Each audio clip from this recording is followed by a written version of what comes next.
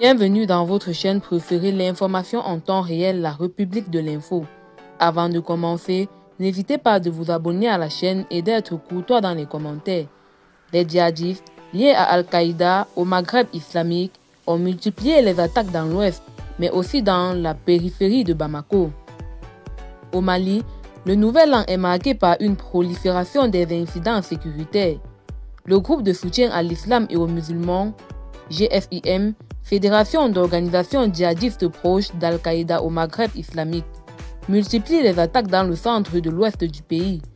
Le 2 janvier, les djihadistes ont été à l'origine de 2 opérations à Kassela et à Makagunga, faisant au moins 4 morts, dont 3 sapeurs-pompiers maliens et un agent de la protection de l'environnement et des forêts.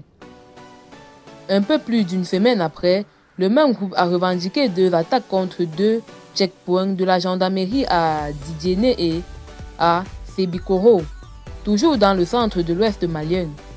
Un gendarme a été tué dans ces assauts. Les insurgés récidivent le 12 janvier à Sibi, à quelques 50 km de Bamako. Le 13 janvier, c'est la ville de Nara, toujours dans la région de Koulikoro, qui a été la cible d'une attaque dans laquelle 2 soldats maliens ont été tués.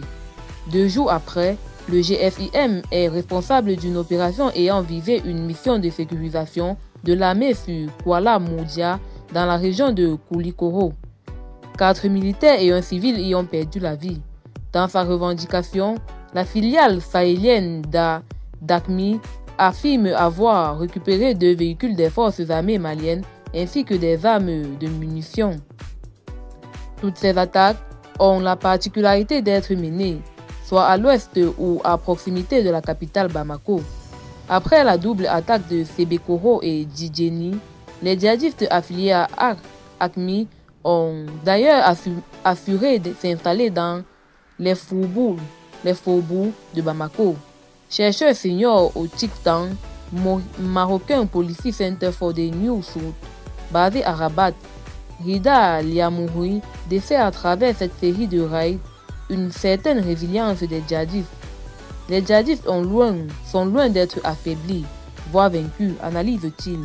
Puis, le GNIM, acronyme arabe du GFIM, a pu cibler des lieux proches de la capitale Bamako, ce qui indique la continuité de l'expansion du groupe et la menace en général.